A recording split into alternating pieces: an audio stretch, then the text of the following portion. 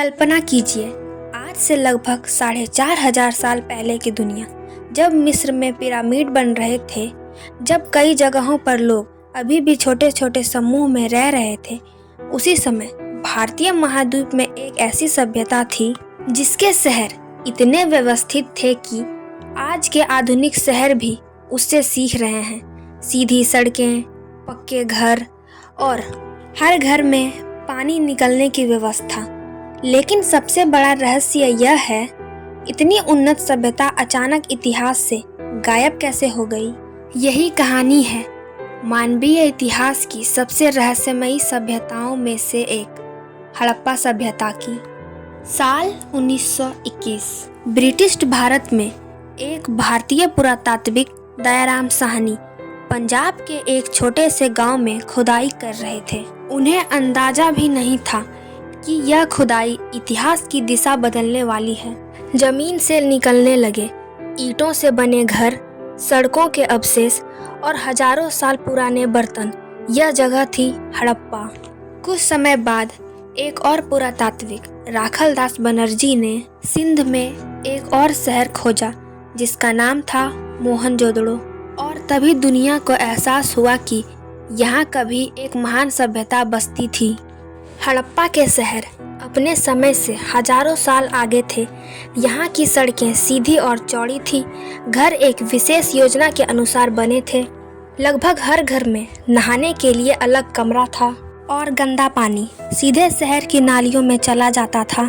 यह drainage system इतना उन्नत था कि कई इतिहासकार मानते हैं आज के कई शहरों की व्यवस्था भी इससे बेहतर नहीं है। मोहनजोदड़ो में पुरातत्वविदों को एक अद्भुत संरचना मिली। यह एक विशाल स्नानागार था। इतिहासकारों का मानना है कि यह केवल नहाने के लिए ही नहीं था। संभवतः यहाँ धार्मिक अनुष्ठान होते होंगे या फिर यह एक सामाजिक समारोह का केंद्र रहा होगा। संभवतः यह दर्शाता है कि हड़प्पा के लोग सिर्फ तकनीकी रूप से ही नहीं बल्कि सांस्कृतिक रूप से भी समृद्ध थे। हड़प्पा के लोग सिर्फ किसान ही नहीं थे बल्कि वे एक कुशल व्यापारी भी थे। पुरातत्वविदों को ऐसे सबूत मिले जो बताता है कि उनका व्यापार दूर दराज की सभ्यताओं तक फैला हुआ था, खासकर मेसोपोटामिया की सभ्यता के साथ। यहाँ से निकलने वाले मुहरे और कीमती पत्थर दिखाते हैं कि यह सभ्यता आर्थिक रूप से भी बेहद शक्तिशाली थी। लेकिन इस सभ्यता की सबसे बड़ी पहेली है इसकी लिपि। हजारों मुहरों पर अजीब अजीब चिन्ह पाए गए हैं, लेकिन आज तक कोई भी विद्वान इन चिन्हों को पूरी तरह नहीं पढ़ पाया। सोचिए, अगर यह लिपि पढ़ ली जाए तो शायद हमें पता चल जाए उनकी भाषा क्या थी, उनके राजा कौन थे और उनका पूरा इतिहास कैसा था। लेकिन अभी तक यह रहस्य अनसुलझा सा है।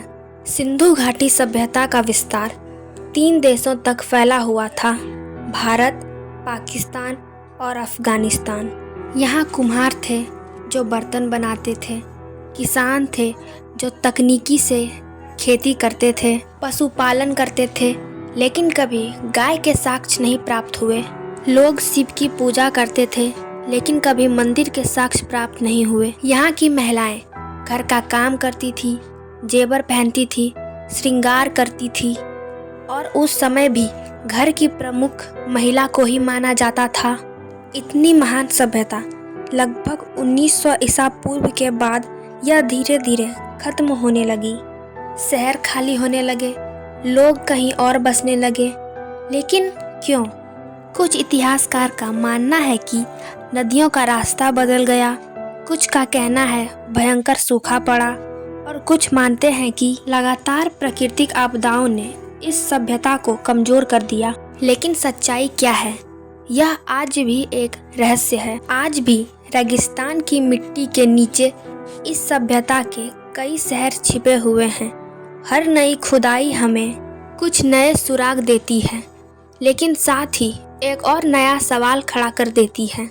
यही कारण है कि हड़प्पा सभ्यता आज भी इतिहास की सबसे रहस्यमयी कहानियों में से एक है। हो सकता है किसी दिन पुरातत्वविदों को ऐसा सुराग मिल जाए कि इस सभ्यता से पर्दा हटा दें और तब हमें पता चलेगा कि हजारों साल पहले इस धरती पर रहने वाले लोग आखिर थे कौन।